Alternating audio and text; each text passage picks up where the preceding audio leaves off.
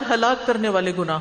ابو ہریرہ رضی اللہ عنہ سے روایت ہے کہ رسول اللہ صلی اللہ علیہ وسلم نے فرمایا تباہ کر دینے والی چیزوں سے بچو. اللہ کے ساتھ شرک اور جادو، یعنی شرک کے علاوہ جادو بھی کبیرہ گناہوں میں سے ہے، اور بہت سے لوگ اس میں مبتلا ہو جاتے ہیں. آج جس کے پاس بیٹھو وہ کہتا ہے مجھ پہ جادو کیا گیا، تو آخر میں سوچتی ہوں کوئی کرنے والا بھی تو ہوگا. اگر ان کی بات سچی ہے تو کوئی کرنے والا تو ہے نا. تو وہ کسی کو پریشان کر کے خود اپنی کس قدر ہلاکت کا سامان کر رہا ہے. کوئی حسد میں کرے یا کسی بھی اعتبار سے کرے. تو اجتنبو کا مطلب ہوتا ہے کنارہ کشی کرو، دور رہو، دور، اس کے قریب بھی نہ پھٹکو، اس میں گرفتار ہونے سے بچو. جادو کیا ہے؟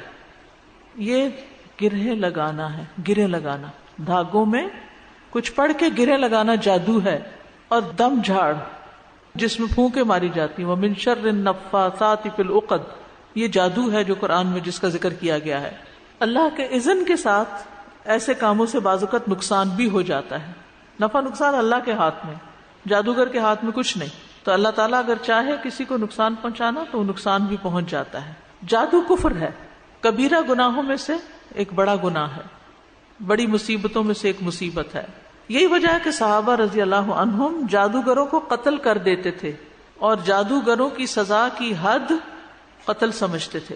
یعنی جادوگر کو پکڑا جاتا تو اس کو مار دیا جاتا تھا. جادو کرنے اور کروانے والے کا نبی صلی اللہ علیہ وسلم سے کوئی تعلق نہیں. جادو کرنے اور کروانے والا ہم میں سے نہیں. جادو پر ایمان لانے والا جنت میں داخل نہ ہوگا. نبی صلی اللہ علیہ وسلم فرمایا شراب کا عادی، جادو پہ ایمان رکھنے والا اور قطع رحمی کرنے والا جنت میں داخل نہ ہوں گے. حضرت عمر رضی اللہ عنہ نے لکھا تھا اپنے لوگوں کو اپنی خلافت میں، ہر ساحر کو قتل کر دو. تو کہتے ہیں بجالہ بن عبدہ کہ ہم نے ایک دن میں 3 جادوگروں کو قتل کیا. یعنی آپ سوچئے اس دور میں بھی ایسے لوگ موجود تھے. جادو جو ہے نا ہر سوسائٹی میں، ہر علاقے میں کسی نہ کسی شکل میں موجود رہتا ہے. اب اول تو یہ ہے کہ اس کو کرنا منع ہے اور اس کے قریب بھی نہیں پھٹکنا چاہیے. لیکن اگر کوئی آپ پر کر دے یا آپ کو اس کی علامات نظر آنے لگے تو پھر آپ کیا کریں؟ سب سے بڑا علاج قرآن ہے. جادو کا سب سے بڑا علاج قرآن ہے. ہو سکتا ہے 3 دن میں قرآن ختم کر لیں، 10 پارے روز پڑھ لیں اور ریپیٹ کریں اس عمل کو. میں نے کسی اسکالر کا سنا تھا کہ وہ اسی طریقے سے علاج کرتے تھے، اور اس سے طبیعت بھی سخت خراب ہوتی ہے اور الٹیاں شروع ہو جاتی ہیں اور کافی کرائسس ہوتے، لیکن اس کے بعد یہ کہ مریض شفا پا جاتا. کیونکہ قرآن جو ہے قل هو للذین آمنوا ھدی وشفاء، اس پر ہمارا ایمان ہونا چاہیے. یہ قرآن ہدایت کی کتاب بھی ہے اور شفا بھی ہے، اور ہم قرآن میں جو کچھ نازل کرتے ہیں وہ مومنوں کے لیے تو شفا اور رحمت ہے. تو ایمان لا کر اس پر کہ یہ شفا کا ذریعہ ہے قرآن پڑھیں.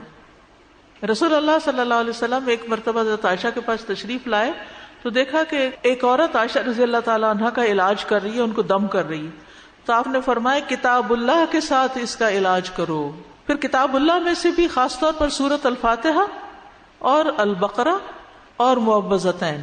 رسول اللہ صلی اللہ علیہ وسلم نے فرمایا کہ سورۃ البقرہ پڑھا کرو، کیونکہ اس کا پڑھنا باعث برکت ہے اور اس کا چھوڑنا باعث حسرت ہے، اور جادوگر اس کو حاصل کرنے کی طاقت نہیں رکھتے. اجوا کھجور سے علاج، جو شخص صبح کے وقت 7 اجوا کھجوریں کھائے گا اس روز جادو اور زہر سے بچا رہے گا.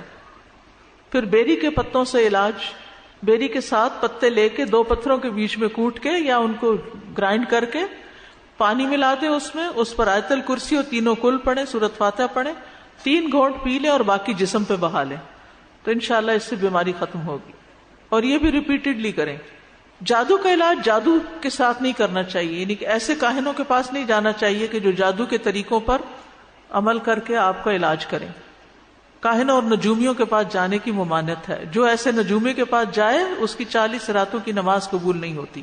ایک اور روایت میں آتا ہے جو کسی کاہن یا نجومی کے پاس جائے اور اس کی باتوں کی تصدیق کرے تو گویا اس نے محمد صلی اللہ علیہ وسلم پر نازل ہونے والی شریعت سے کفر کیا.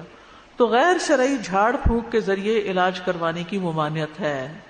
سب سے پہلے تو قرآن کے ذریعے علاج، پھر یہ بیری کے پتوں پہ قرآن پڑھ کے، پھر رقیہ سننا اور کرنا، سورۃ البقرہ کا پڑھتے رہنا، ٹھیک ہے، اور پورے یقین کے ساتھ.